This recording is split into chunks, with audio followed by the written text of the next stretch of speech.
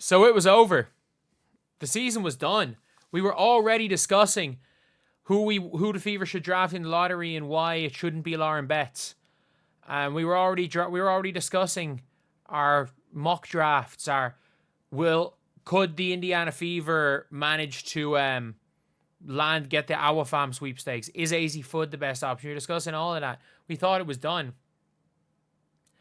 A few people, but mainly one person, who, albeit, was probably the main reason why we had a 21-point haul in the first place, but it doesn't matter. We won. We'll forget about that. She said nah. Cause when she scores, she makes the Fever sing. Kelsey on the wing. Kelsey on the wing. Every time she's on the ball, we know she's going to the hole. Our superstar from Ohio. Let's go, Kelsey Mitchell. Career high. 38 points. 34 in the second half. What a fucking game from Kelsey Mitchell. I don't care. I don't care what anyone says. I don't care what you say. I don't care what anyone says. What a performance. Am I, going to change my mind on Kelsey Mitchell being the best player in this team? Hell no. The team was down 20. Kelsey Mitchell, first option hoops, got this team down 21 points. But my God, is Kelsey Mitchell clutch. She is clutch. And the one thing I'll say for Kelsey Mitchell, she never gives up. She will go at it in the second half. And she is a relentless scorer. She is an absolutely relentless scorer. She's very one-dimensional, and I know, she had 6 assists. Trust me on this. She is very, very... If you want to say she's not one-dimensional because she's willing to pass, she's tunnel-visioned. She only has assists on, crazy, crazy high-usage games. But I have to say, when it comes to Kelsey, she legitimately is. She legitimately is. She is a relentless player, and she is just a bucket getter. If we're talking about bucket getters in the WNBA, who are better pure bucket getters than Kelsey Mitchell? And again, look, I think bucket getters are so important, but bucket getters are not first options in 2025. You don't have a pure bucket getter as your first option. But if you have a pure bucket getter and you have an elite playmaker beside them who's just better at basketball, better at the all-around sport of basketball than them, and puts them in positions where they can get easier buckets, that those buckets are going to be a little bit easier, then yeah. It's that's the thing. That is absolutely the thing. And I have to say, Kelsey Mitchell, I'm completely fine. I'm completely fine if Kelsey Mitchell as a second option. Kelsey Mitchell first option hoops, it becomes anything can happen. And when Kelsey Mitchell is your first option, you win or lose by Kelsey Mitchell. You win or lose based on how many points Kelsey Mitchell scores. When she is your first option, if she's shooting badly, you lose. If she's shooting well, you win. It's as simple as that. It's as simple as that. When Kelsey Mitchell is your first option, if she shoots well, you win. If she shoots badly, you lose. And that is not what you want to see. That's not what you want to see.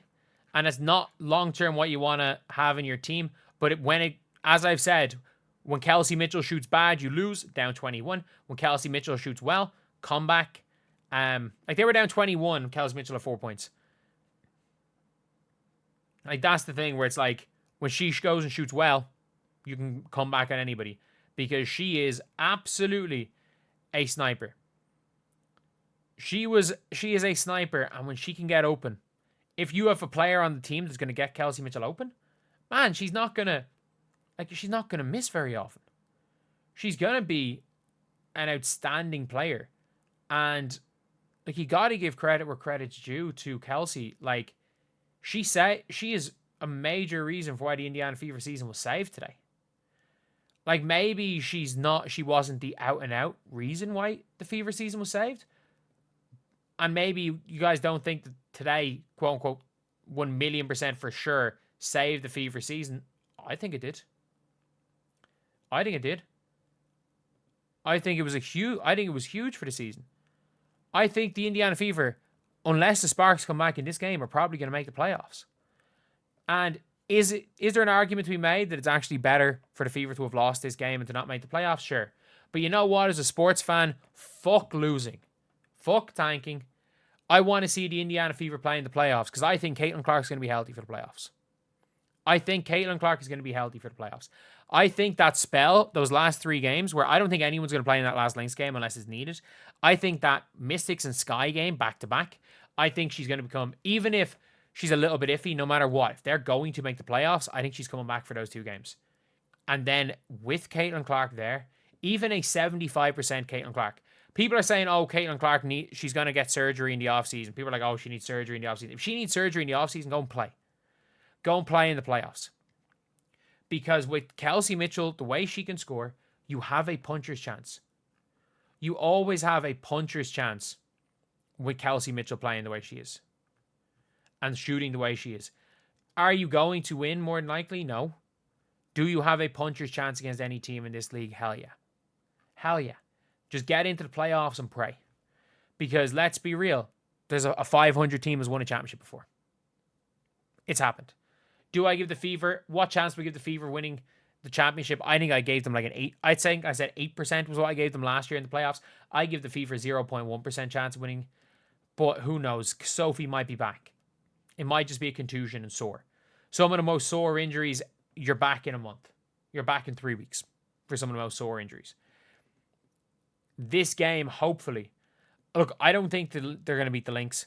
I think they're going to lose the back-to-back to the Lynx. But if this game, if they can come into that spell where they play the Sparks, Valks, and Storm and come out with 2 wins.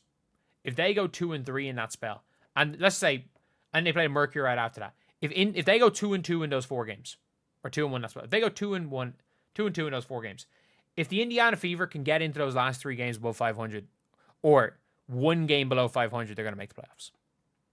That's the likely scenario. But yeah, that's pretty much it. Shout out Kelsey Mitchell. Major reason why there was a 21-point deficit in the first place. But you know what? People only remember how games end. People only remember how games end. Even if it's a bad start. It's not about how you start. It's about how you finish. And when you win the game, if you lose the game, even if you lose the game, the conversation becomes, oh, it was empty stats. It was all when they were down 20. But when you won the game, you get all the credit. And that's just the way sports work. We live in a world where we are more reactionary to the outcome than we are to the process. And let's be real. If this was Mick, the basketball analyst, I would have broken down bits of that game, would have talked about the overall game and talked more about the horrendous first half she had. But you know what? Screw it. This is Mick, the basketball fan. This is Mick, the fan who just talks into a microphone. I don't hold myself to the standards of the media. I don't hold myself to the standards of the analyst. I hold myself to the standards of Mick fucking Curley, and I say whatever the fuck I want into a microphone. Whether you like it or hate it, you know what you're getting. So anyway, yeah. Kelsey, our superstar from Ohio. Kelsey fucking Mitchell.